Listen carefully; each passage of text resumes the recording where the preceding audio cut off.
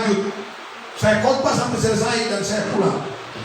Dandim, Kapolres dan semua dulu cerita dengan bupati. Saya bilang gini, kakak, saya jalan mulai. Langsung pas kamu jalan gini, ada pendeta bilang gini, tunggu kamu tunggu apa? Tungguan, kamu usah pulang. Langsung jalan. Iya, masih berpikir tentang persembahan. Tuhan hidup, dia ciptakan gunung jadi saya.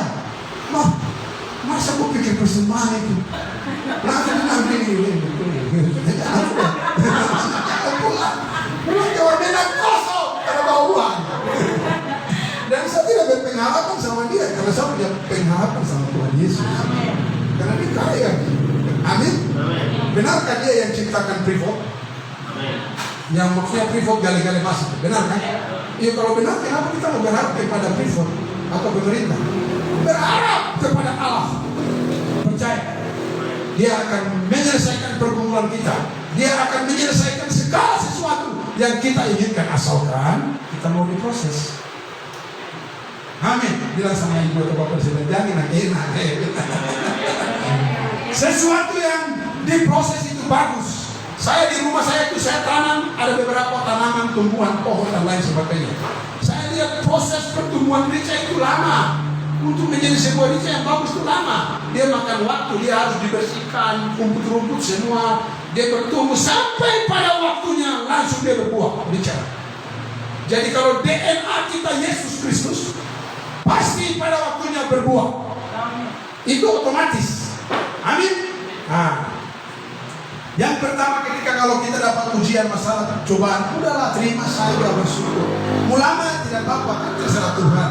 Mau cepat tidak apa-apa, terserah Tuhan. Ada yang lama, ada yang cepat, tergantung Tuhan. Dia ngatur semua. Amin. Itulah sebabnya makanya Sadrak, Mesak, Abednego bilang, jika Allah kami yang kami puja sanggup melepaskan kami, maka Ia akan melepaskan kami dari perapian yang menyala-nyala itu dan dari dalam tanganmu jera-jera. Orang ini raja yang kasih SK atau jadi bupati, raja yang kasih, tapi belum bisa bicara dengan begitu karena mereka berintegritas Kristus. Belum tidak pikir dengan raja mau kasih jabatan kan, tidak, terserah. Bapak ibu saudara-saudari, cerita yang tadi belum selesai. Saya langsung mau pulang ke Sorong. Pendeta yang bersama-sama dengan saya, dia yang mengurus saya punya tiket. Dia pergi, dia bilang ada naik Saulus. Pas dia waktu beli tiket selesai, langsung pas dia keluar, dia ketemu dengan bupati. Langsung ketemu. Ini cerita yang tadi khotbah sudah lewat. Sudah beberapa minggu mau pulang ke Sorong baru dia ketemu. Langsung bupati bilang begini, Ayus, bilang sama pendeta ini, Pak pendeta bikin apa? Langsung pendeta gawat kepala begini, pendeta bilang begini, aduh ada laki-laki, ada siapa? Ada Bisai. Penatua Bisai, iyo. Dia mau pulang dia dari mama dengan dia punya apa ini saudara-saudara. Oh ini dia petikan, oh ya sudah, oke sini. Langsung pendeta telepon salah satu dia punya bagian orang-orang yang musuh suam. Telepon langsung, kok segera bawa uang 50 juta kasih orang ini. Wih, orang itu langsung telepon saya, Arius. Ini Pak Bupati perintah saya untuk kasih uang. Untuk apa? Kemarin kan kau ada khotbah tuh. Oh iya betul dia. Oh iya, oke. Terus ketemu di mana? Saya tentu ketemu di depan mata jalan yang biasa istri saya pulang. Dan saya tunggu sampai istri dengan uang. Sudah. Tapi istri tidak cinta uang, tapi saya buat surprise sebetulnya. Akhirnya ketemu dengan seorang pejabat dan dia kasih uang 50 juta. Saya bilang begini, saya punya doa itu kami butuh 20 juta. 30 juta ini kok bagi orang-orang yang ikut saya semua. Terserah mau bagi bagaimana. Dia bilang, terlalu banyak. Don't cuma ikut saja. Tidak. Dorang kan ada 6 orang, jadi 5 orang, jadi 1 orang 5 juta, terus 5 juta itu untuk hobi. Selesai. Ini saya berita, kok yang khotbah ke saya? Oh iya, sudah. Langsung selesai, langsung karena bos yang bilang, langsung dia bagi uang kepada mereka. 5 juta, langsung selesai. Istri saya pas datang, uang 20 juta yang kami minta. Saya bilang begini, saya uang ini kau cocok yang ambil. Langsung dia pergi ambil ke mobil, kasih uang. Mau itu di sini kan di rumah, apa di rumah, di rumah. Langsung pulang sampai ke rumah. Ketawa dulu. Haleluya. Akhirnya kita pulang ke rumah dan dia lihat uang 20 juta sama persis dengan doa kita. Kita bisa pulang tahun 2017 besok. Amin. Bapak ibu saudara-saudari yang dikasih Tuhan. Tetapi seandainya tidak, hendaklah Tuanku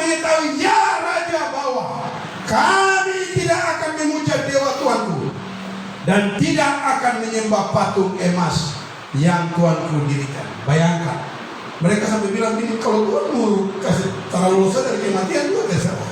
Dia sudah mati sudah. Karena mereka tahu mati ketemu Tuhan. Hidup senang, mati ketemu Tuhan. Coba bilang hidup senang, mati ketemu Tuhan. Coba bilang. Iya, mereka tahu karena tadi sudah punya ketetapan. Ikut Allah yang benar, Allah yang hidup. Dia punya ketetapan. Oh, Tuhan dia punya janji-janji dan lain sebagainya. Ngapain kita harus pikir? Kok kan cuma memerintah paling berapa tahun kok mati juga? Kenapa saya dengar kok? Ya bagus saya dengar Tuhan. Amin. Bilang Bapak atau Ibu di sebelah ini bagus dengar Tuhan. Amin. Bapak Ibu, itulah sebabnya mereka tadi Bapak Ibu, mereka itu diproses Tuhan dan mereka ditempa oleh Tuhan dan mereka bisa menjadi pejabat-pejabat yang luar biasa. Nah, mari kita lihat Daniel pasal 6 ayat 10 sampai 11. 2 orang. Ini mungkin ayat yang terakhir. Silakan kalau sudah dapat baca. 2, 3. Daniel pasal 10 6 ayat 10. Siapa yang sudah dapat katakan oke dan baca. Daniel 6 ayat 10. Iya.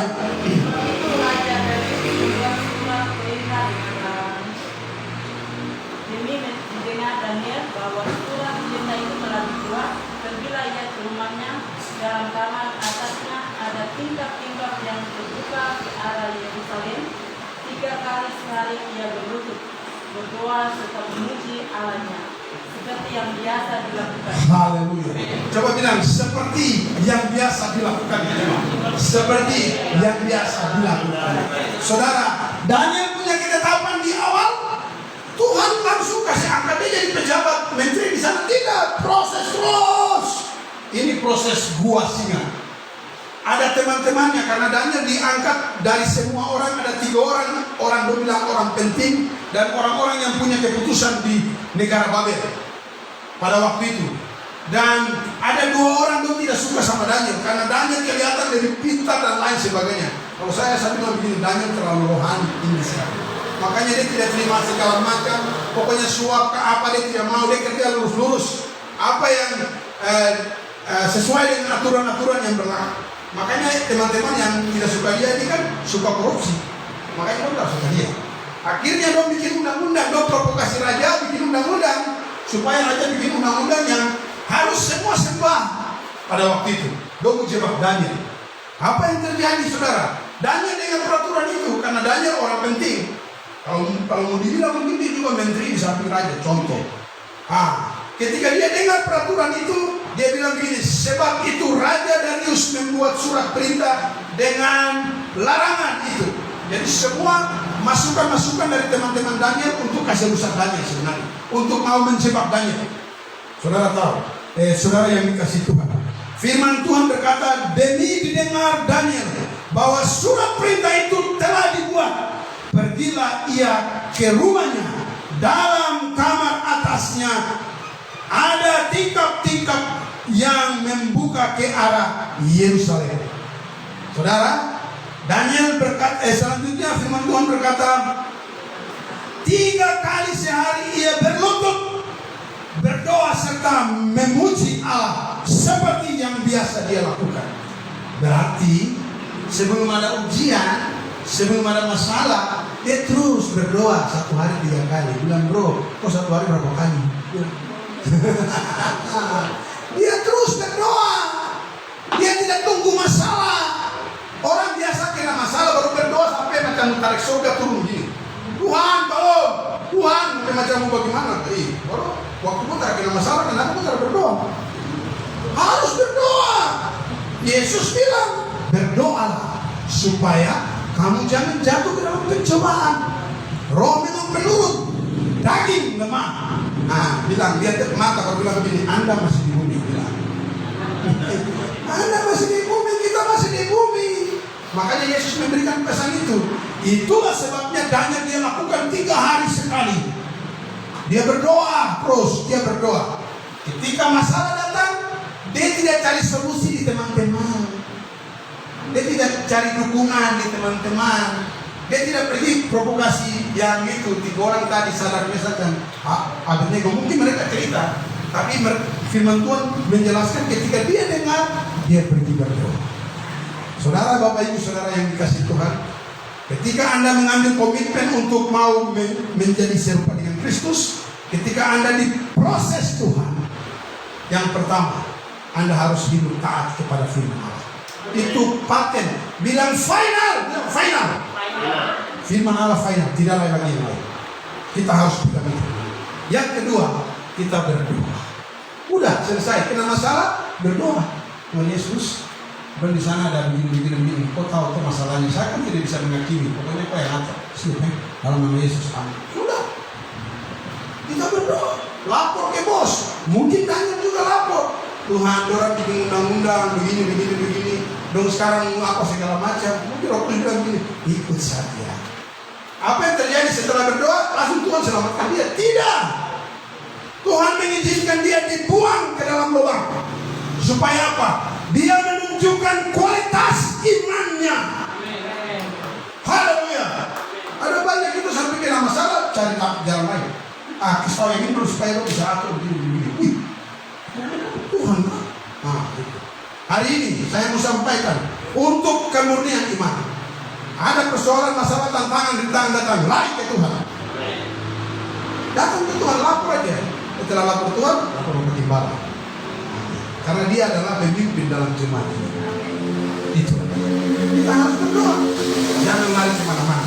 Sebab kalau kita lari kemana-mana, sekarang ini, 1 menit saja. Orang ini dia tinggal kawan, dia klik langsung dia keluar lagi seluruh Papua, bahkan Indonesia tahu. Bahkan dunia tahu itu soal. Tapi kalau kita lari ke Tuhan, Tuhan mau bikin apa? Tuhan terima dan Tuhan mau proses kita. Amin. Tuhan izinkan Daniel masuk ke gua. Dan Tuhan membungkamkan singa pemulut. Akhirnya Raja Darius ini karena sayang. Firman Tuhan bilang pagi-pagi Raja datang dan Raja panggil Daniel. Dan Daniel jawab Raja Darius. Akhirnya apa yang terjadi? Oh, doa provokasi saya, kasih kepada Daniel, bunuh yang sama. Penghakiman ada dari Tuhan, bukan dari manusia. Saya, Bapak Ibu, saudara-saudari, untuk berintegritas Kristus, ujian masalah cobaan terus berdatangan kepada kami.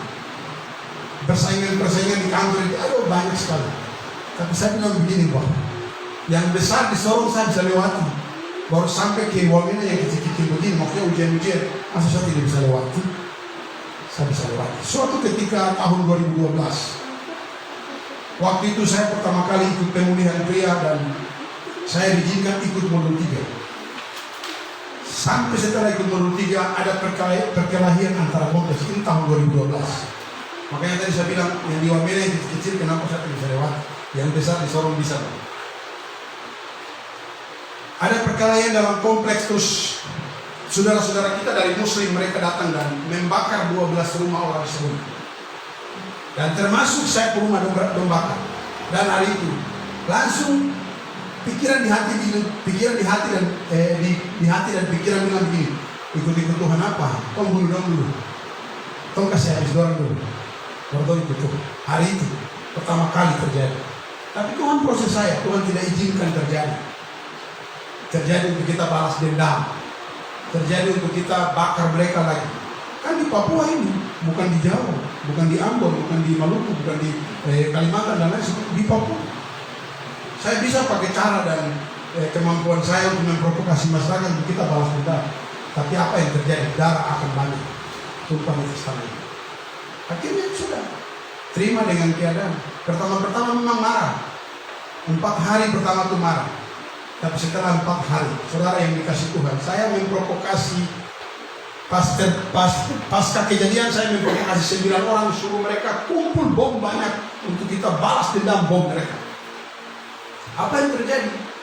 Setiap kali saya pulang, karena orang Zuri yang rumah 12 sudah dibakar ini, kita mengungsi ke bandara udara Sorong. Pada waktu itu orang-orang masih ada tinggal situ. Sebagian orang Zuri tinggal di situ. Jadi kita tinggal di pinggir pantai, termasuk saya dan satu istri dan satu anak. Ketika kita mau rapat selesai, saya pulang. Waktu itu bilang begini, Arius, kau ikut saya, Arius. Saudara ikut apa? Belum orang lain datang kemari berak kincing di sini baru bakar pun rumah, bunuh orang. Nah, besok lagi Tuhan bilang begini, Arius, kau pria sejati. Pria sejati apa? Bunuh orang dulu. Ngapain? Arius, kau sudah umur 3, Arius. Strongman apa? Lu datang cari makan di sini, bunuh orang Arius. Hari keempat, ketika orang-orang itu yang saya suruh mereka datang, saya tanya, mana bom? Mana bom? Mana bom? Mereka bilang tidak ada. Langsung saya tulang-tulang ini, langsung lemah. Baru aku bilang gini, saya bilang ikut. Saya bilang, oh Arius, ikut saya. Saya bilang, iya sih. Saya langsung pulang. Sampai di rumah saya bilang begini, mama, saya bicara sama istri saya. Mama, saya salah mama. Langsung saya peluk saya, dia menangis. Bapak, dia kok ikut Yesus saja, Bapak. Jangan Bapak. Kami menangis, terus saya berdoa, Tuhan, ampunilah saya. Hari itu Tuhan mulai proses saya. Dia bawa saya ke Wamena sampai hari ini. Bapak Ibu, kalau kita mau murni ikut Tuhan, tidak gampang. Tapi gampang kalau kita sudah punya komitmen, kalau kita punya keputusan, kalau kita punya ketetapan untuk ikut Tuhan. Seperti Daniel, Sadrak, Mesak dan Abednego. Kemampuan bukan dari kita, saya beritahu, tapi kemampuan dari Kristus yang sudah masuk dalam diri kita. Dia akan memampukan kita untuk melewati ujian dan ujian. Supaya apa? Kita murni. Pulang ke surga itu murni. Amin. Bilang sama saudara di sebelah, di surga itu kudus, benar dan tulus. Tidak ada yang lain lagi. Jadi di bumi ini proses menuju kepada kekudusan. Sampai kapan Bapak Ibu? Sampai kita mati. Prosesnya ini. Sampai kita mati. Tidak ada bilang hari ini ikut Tuhan, nanti umur 60 kembali, nggak bisa. Sampai mati. Bilang sampai mati. Sampai mati itu proses Tuhan. Nah, Lukas bilang apa? Kalau kamu tetap bertahan, kamu akan memperoleh hidupmu. Bertahan dari apa? Ujian-ujian, masalah-masalah. Bertahan dari godaan-godaan, dari cobaan-cobaan. Di kantor ada teman-teman suka nonton YouTube film porno, nggak usah. Di sekolah ada anak-anak suka buku YouTube, nonton film-film yang cabut, nggak usah. Itu bertahan namanya. Bukan kita bilang dalam nama Yesus, kita lihat lagi. Bukan bertahan itu. Amin. Ada persoalan di rumah baku pukul suami. Satu lagi bisa orang tua. Satu kok mengaku di depan Tuhan. Amin. Jauh. Ada masalah terus lari ke mama mantu. Nanti pasal mama mantu. Mama mantu bilang gini, kenapa kau kawin dia? Itu pasal mama mantu. Terus bilang dulu dia kapal malu contoh. Sampai kau kawin kau tobat. Sekarang kalau lari ke Tuhan bilang begitu. Tuhan bilang begini, kau sudah mengaku kembali proses dengan dia. Itulah banyak yang terjadi, sehingga banyak perceraian terjadi. Dia mengaku di depan Tuhan, tapi ketika masalah dia cari yang lain. Akhirnya bawa kutub di mana-mana. Ini lari sana bawa kutub, ini juga lari sana bawa kutub. Amin. Bapak Ibu saudara-saudari, kita harus bertahan sampai akhir. Yohanes bilang, bekerjalah bukan untuk makanan yang akan dapat binasa. Saudara, semua yang kita pakai ini kan binasa, betul? Mobil kah segala macam binasa. Ada satu film yang saya lupa di Amerika kalau tidak salah, ada orang kaya dia punya mobil Mercedes terlalu kaya, jadi pas mati dong kali kubur besar-besar, terus dong kas masuk dia dalam mobil, baru dong kas turun dia di mobil dalam kubur. Itu bagaimana kalau saya di sana saya provokasi orang dong tinggal di kubur bawa mobil, pas tinggal dia. Terlalu luar biasa. Melainkan untuk makanan yang bertahan sampai kepada hidup. Apa makanan yang bertahan sampai hidup? Firman. Ini makanan. Tanya teman di sebelah, kok masih baca firman kah tidak? Ya, itu penting karena itu yang membuat kita bertahan. Yang kekal, yang akan diberikan anak manusia kepadamu, sebab Dialah yang disahkan oleh Bapa Allah dengan meterainya. Yesus yang adalah segala-galanya. Tepuk tangan buat dia. Dia yang memberikan meterai buat kita. Jadi kalau kita hari ini mengambil keputusan ketetapan,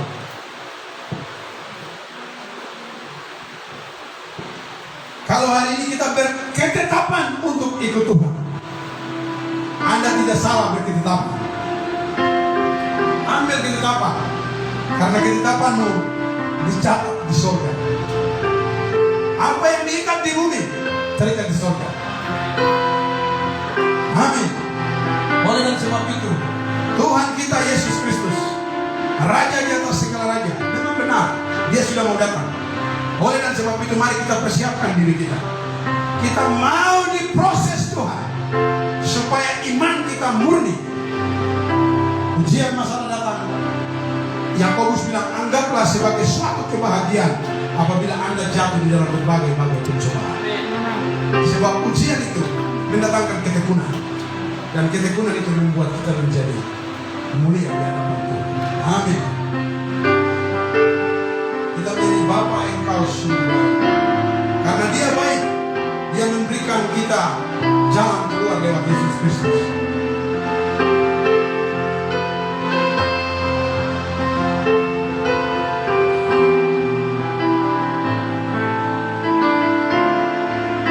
Mari sama-sama kita dengan penuh rasa syukur berkata, Bapa Engkau baik. Haleluya. Bapa, terima kasih Tuhan.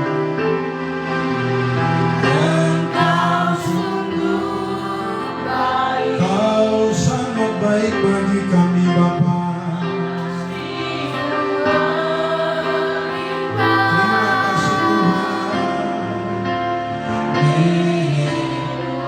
Bapa kami bersyukur, Bapa Kau baik. Haleluya. Terima kasih Bapa.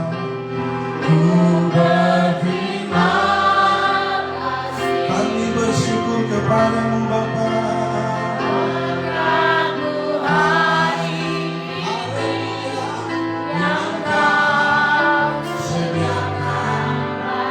Haleluya, katakan ku naikkan syukur kepadamu. Kami bersyukur Bapa.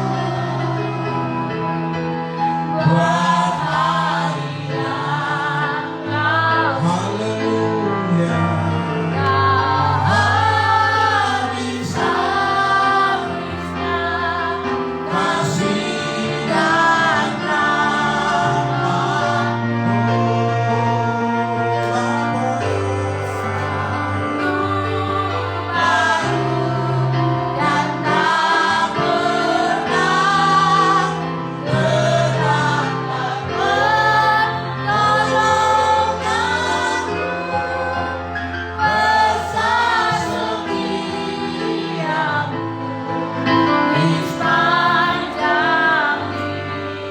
Ku naikkan syukur kepadamu Tuhan.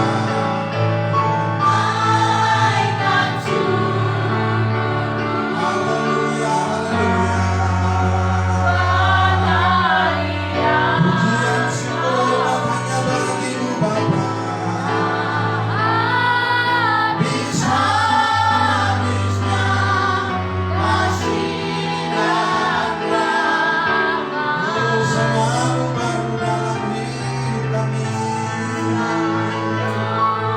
Baru dan tak pernah terlambat pertolonganmu, besar setiamu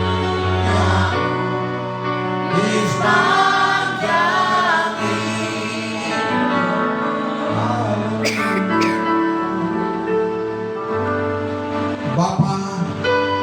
Bapa sangat setia bagi kami di tengah-tengah ketidaksetiaan kami Tuhan. Bapa mengasihi kami, Bapa mencintai kami, Bapa memelihara hidup kami. Terima kasih Tuhan. Ya Aba, ya Bapa, dalam nama Yesus, hamba tahu ada beberapa orang di tempat ini sudah mau mengambil komitmen untuk ikut Engkau Tuhan. Seperti Daniel, Sadrak, Mesak, Abednego, mereka punya komitmen Mereka punya tekad untuk tetap menyembah-Mu ya Allah. Ya Allah Bapa, dalam nama Yesus Kristus, biarlah Engkau membaptis kami, biarlah Engkau menjamah kami, biarlah Engkau mengurapi kami dengan kuasa Roh Kudus, supaya kami mampu Tuhan jalani hidup kami, karena Engkau sendiri menolong kami, sebab kami sudah mengambil ketetapan untuk mengikuti Allah yang Esa, Allah Bapa, Firman dan Roh Kudus. Engkaulah Allah kami, Engkaulah Tuhan kami. Terima kasih Tuhan buat Firman yang terus membakar hati kami, yang membuat kami untuk terus berdiri sebagai orang-orang yang mau bertumbuh menjadi serupa dengan Kristus, supaya Engkau datang kelak, Engkau menjumpai iman ada di bumi ini. Iman yang berintegritas Kristus, yang terus ada dalam pengawasan dan penjagaan. Terima kasih Tuhan.